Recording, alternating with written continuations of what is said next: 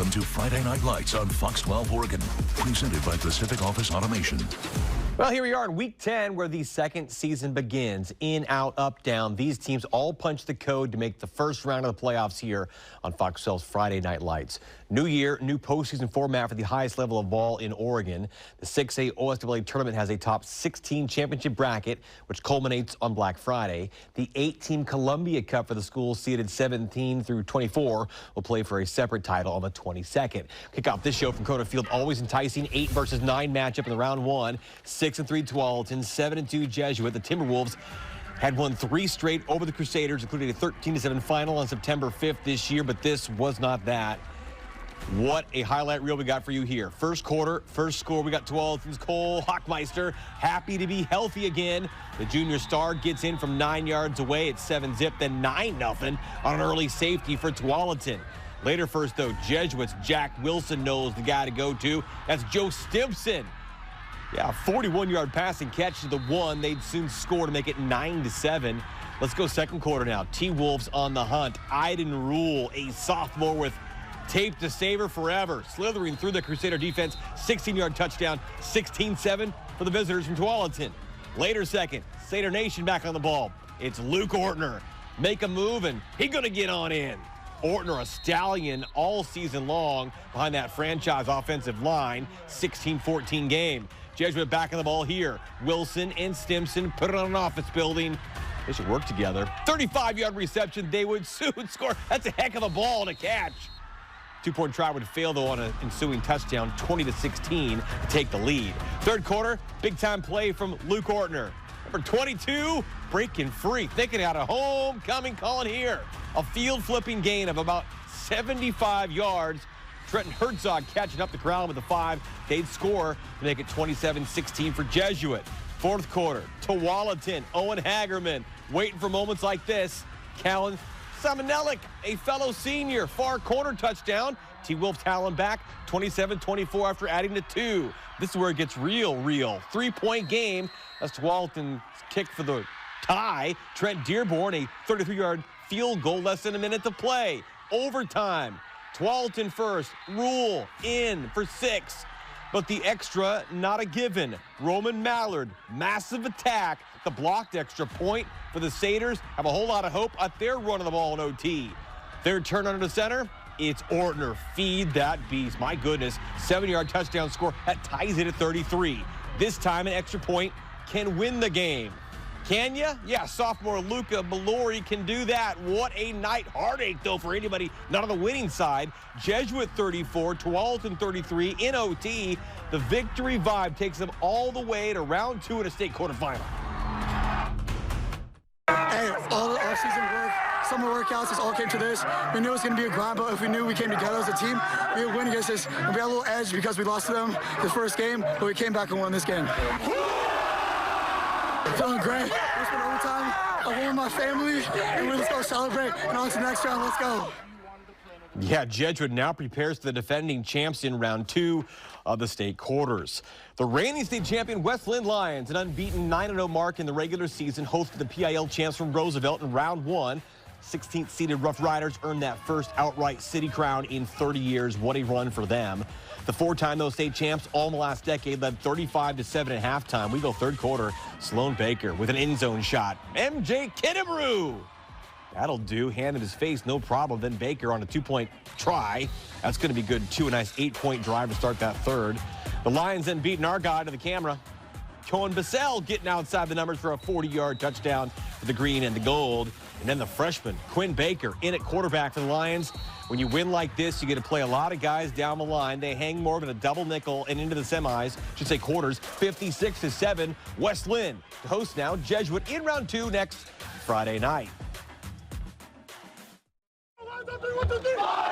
Great energy all around, great team win. Key to success, our offense working in tandem really worked. Our defense doing what they do, stopping. Shout out Quinn Baker, our little freshman QB, he got one. And then just shout out everybody on the team. I thought it was a great team win tonight. Yeah, West Linn won state last year, 2022, the COVID season, and 2016.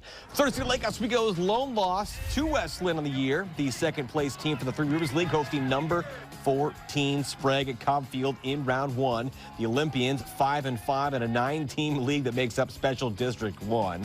Lakeo going to start extremely strong as they do. First play on offense, that's Wazoo commit Hudson Curlin. The Presley DeLance, a sophomore who can dance and get in all the way.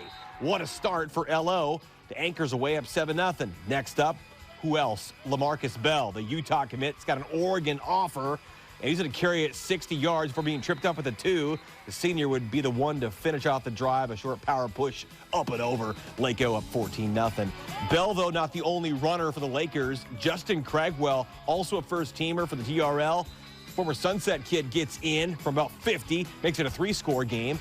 Sprague's offense finally showing some life here in the early second quarter. Carter Lavelle, tight window. Carter Wynn, the sophomore, tough catch with the Olympians on the board. But the Lakers determined to show they got an air attack too. Curland, and the big man down there, Josiah Agnamel, dropped in the bucket. 49-14 for LO 48. The Lakers next host 11th-seeded Grants Pass as the Cavers went to number 6 Sherwood and upset the Bowman 35-32. FNL and Happy Valley, where Adrian C. Nelson continues to make program history. Flash the lights. The Hawks just won the Mount Hood Conference and earned a number 2 seed in year 5 of the program. Hosting 15th-seeded West Salem in round 1. Titans went 6-3 in Special District 1. We got Danny Leary here, dropping back for the Hawks and looking deep, going to find his guy. Malachi Garlington, 35-yard catch and score. Party's getting started for those Hawks. All the way to the shave ice. Later first, about midfield, you hand off to Corbin Crossland. Pops it through and shakes off a Titan defender in the open field and gets in. Nobody touches him. They're up by 14. Second quarter now, Leary in the pocket again. Going to find Jalen Crichton, but a bobble. Titans force it free. Evan Wustig falls on it for the turnover. Bud Nelson wins 35-12 to advance to host the win of our big game at a state quarterfinal. And our big game took place in Hillsboro, where the 8-1 Glencoe Crimson Tide earned the right to play under their own lights as a 7 seed. Fox 12's Craig Bernbach reports from Hare Field as number 10 Lakeridge visited Glencoe in the Tide's first season back at the 6A level. Well, Nick, a big reason why Glencoe had a great regular season was because of the outstanding season from their running back, Daniel Henninger, who rushed for over 2,000 yards in the regular season and 27 touchdowns. Well, in tonight's playoff game against Lakeridge, he was really good. But Lakeridge's running back, Ansu Sano, well, he was pretty much unstoppable. Glencoe's home field seemed like it would be an advantage early as the Crimson Tide's outstanding running back, Daniel Henninger, was off and running. 39 yards later, Henninger and Glencoe led 7-0. We're tied 7-7 when Ansu Sano says Tide, not anymore. He's gonna get gone. 61 yards to the house, and Lakeridge led 14-7. Then it's Sano again. Breaking some hearts, breaking some tackles, breaking off a little something. It's 21-7, Pacers at the half. Third quarter, Glencoe shows signs of life as Nathan Wolf finds Taven Crowell, who is buck-naked and scoring, to make it 21-14. But Sano would not be denied. Here, he goes up the gut from 5 yards out for touchdown number 4. But Sano wanted more. How about touchdown run number 5 for the future Husky? And Lakeridge is moving on with a 35-21 victory. Well, 5 touchdowns, not a bad way to start the postseason, huh? Sure, yeah. I mean, big shout out to the guys up front. Big shout out to God, man. I couldn't have done it without the big guys up front and without God, so I'm just super grateful. Nick, Lakeridge did have 4 losses in the regular season, but they were all to top 10 opponents. One of those losses was to Nelson, who Lakeridge will play next week. From Hare Field, I'm Craig Bernbach, Friday Night Lights. Well, another 6A championship bracket matchup on the marquee in Hillsboro. 5th-seeded Scepter Catholic with 7-2. Second in Mount Hood. Number 12 Newberg 5-4 in that always so tough Pacific Conference. A muffed opening kickoff gave the Rams primo field position. You talk about location out there. It's Robbie Long and Jameer Chambry doing what they know how to do. Opening drive, opening score for the Cardinal and the Gold. Yeah, give them a little bit of something there. After a quick 3 and out, here came the Rams for some more. Long going short. Talon Soski makes it long. 6'4" junior moves to burn. Explosion touchdown along his own sideline, 14-zip for the Catholic. But the Tigers weren't going down like that. Just a bunch of fighters. Parker Selner, the essence of Tigers football. The senior escapes and locates. But the senior tight end, Luke Dreller, they're into the red zone soon enough. And then Newberg soon into the end zone. Deacon Santrizos, just enough to break the plane. That senior makes it a touchdown for the visitors in white. It's 14-7. But you know, Central Catholic's got a lot of weapons all over. Killian Sambe killing him softly. Senior sticks his nose in there. It's 21-7 Rams. Second quarter, we switched sides. Somebody said hi to me on the other side of the field. I had to get over there. Selner and senior Lucas Vaughn working that magic. Their biggest play of the half. How about a gain of 49 for the White Stripes, but no points on the drive. A pick would end that hope, and the Rams wanted more before the break. Long, going real long. The senior quarterback tucks and runs. 35-1, knocked out by Ethan Hyde before the pylon there. And then Tyson Davis, who started that drive with an interception, got the payday on a Friday. 42-14 Central Catholic. The next face, number 4 Willamette in the quarterfinals on the road. The Wolverines from Eugene clawed over Mountainside in round 1, 42-20. At the 5A level, the OSAA playoffs, it opens up with a feeling that really anybody can win it. Some of the first-round matchups appeared to be some toss-ups with teams who could call it a day or go all the way. Randall Stadium in Wilsonville, always playoff ready. The 2-time defending 5A state champion Wildcats lost once all season. That was the #1 Summit. 7th seed in Wilsonville, number 10 Ridgeview. The Ravens out of Bend at 7-2. Second half, Ridgeview down by 11, but here's a chance to close the gap. A pick by Sarapa Holman. That'll work. That leads to a touchdown the field here. A throw from Gage Hobbs to a wide open Callan Schaefer. Wildcat lead just 4. Wilsonville with the response. Next play, a deep one. Trevor Gloss, Luke Carley jogging on in from 66. 6'2" senior stretching it out. The Wildcat lead again. Ridgeview on the back foot, though. It's Ryden Nakamura. Great game, rumbling run. 30 yards. Senior puts it down for 6 more for the Ravens. Ridgeview up, though. Here's another interception. Lincoln Elmore this time picks off Gloss. And nice little run back. Good field position. Later, Hobbs a throw to Danner Frost to give the Ravens their first lead. It's 42-38. Play of the game, though, here for the Wildcats. 4th down on their 10-yard line. Gloss puts it in the hands of Roman Kealoha, who's got nothing but open field in front. The senior from midfield. Huge momentum swing. Rightfully fired up. Moments later, well, Roman, take it and shrug a defender and get back in. Number 9, playing it cool with his big score. Ridgeview had another chance, but a 4th down pass attempt broken up by Ben Weepert. 45-42. Wilsonville goes on to round 2. The 5A quarters, the Elite 8, ahead of the championship game on the 28th. Hard fought game. Like, praise goes to the other team. Like, they did their part. They really brought the game. Definitely was a lot of pressure just for our team. And, you know, each and every one of us, we all just, you know, brought each other up. Like, we knew we had one more chance. Yeah, we executed. If they'll get the 2nd seeded now, Silverton Foxes on the road in the Mid-Valley as Silverton took care of Crater in round 1. About number 5, Dallas, placing 3rd in a special District 3 to host a 5A first-round home game in the Dragon's Lair. 11th seeded Milwaukie with its best season in decades as the Mustangs went 7-1 in special District 1. First play we see, Dallas has landed Holbrook. Got a whole bunch of dudes to help block for him to get a first down. Same drive, Landon Holbrook is going to get the payoff. Cash it into the black paint. Dallas is up a touchdown. Milwaukie, though, he went big. Boy, Jaden Locke, Joey Brock, make that count. Get off of him. A 59-yard touchdown. Hey, it's a 7-6 ball game. Nice touchdown play there by the Mustangs. Dallas, though, back on it here. Without their quarterback temporarily, it's Aiden Galusha on the touchdown run. Dallas is up 13-6. And then another one here. Holbrook, again, it's 20-6 for Dallas. And we see a lot of Holbrook. Where you see him again. This one a little longer this time. Number 5 going for about a 30-yard run for 6. They're up 28-6. And then Thomas Hess back in there, healthy again.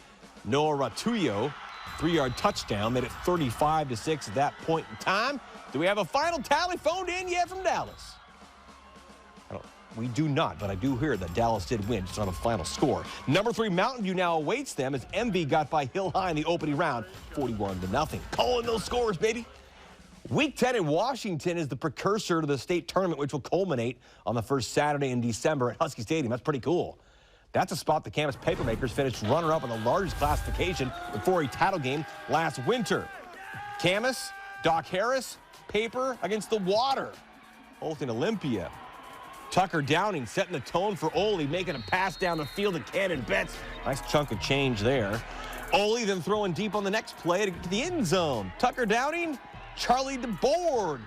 Long touchdown gets things going for the Ole's in the capital city. 7-0 at Camas. Papermakers coming right back with a touchdown of their own. Junior quarterback Ben Druckman filling in for the injured Tyson Ruggiero, who got hurt a week ago against Skyview. That's Ronan Loop for the touchdown to tie. Bears then going back to punt. It's a fake, though. It's Sam Riggs, the basketball-like fake, making people miss, picking up the first down for the visitors. Downey making plays with his arms, and they would score again. So Camas would trail in that first half, but for the second straight week, they come from behind in the second to win, 31-14. The Papermakers now await state seeding in the day they'll play in round 1 Friday or Saturday after winning that 4A GSHL for a 5th straight year. How about a 2A Greater St. Helens League matchup? Washougal earning the right to host an open round of 32 contest with Fife. Washougal won that 2A. 23-22 Fifeville third quarter. Trojans playing some offense with their running back, Z. Williams. Big run, busting open all the way down inside the 20. But it would be a no-score second half for Fife with sacks like this from Grant Johnson. Getting on that Fife quarterback. That's the way they play at Fishback Stadium. And Washougal's stud, Royce Jones, the senior, burst one up the middle for the orange shirts. Fourth quarter action came up real big time with a big-time play on both sides of the football. Fife would get a chance, but that would be Jones wrapping him up. Last gasp, they got to have it. They don't. You know who's got it? It's Washougal's Owen McDonald. That's a ball game. Get on down, man. It's a win for Washougal. What a one it was. 30-23. Panthers keep prowling towards a state title run to Husky Stadium on December 6th. Great. We haven't done this in a while, so only a few Washougal teams have done it, so there's a lot of pride in that, and it feels good. We're very proud of our work. Practicing this all year, and it came down to this. I mean, all that work just came to this one game, so feels good. Feels good. Yeah, seeding day and location now await Washougal in the 2A WIAA state championship bracket. Congrats as well on this night to the Highlanders of Kelso into the round of 16 in 3A with an OT thriller over Federal Way. Still to come, championship weekend on the cross-country tracks in Oregon. The reigning champs from Lincoln High in the eye of the high school spotlight with their senior pace setter who has Big Ten realities in her forward view. That's when this Week 10 playoff edition of Friday Night Lights returns right here on Fox 12. You're watching Friday Night Lights on Fox 12 Oregon, sponsored by Pacific Office Automation. The 7-day forecast on Fox 12 is sponsored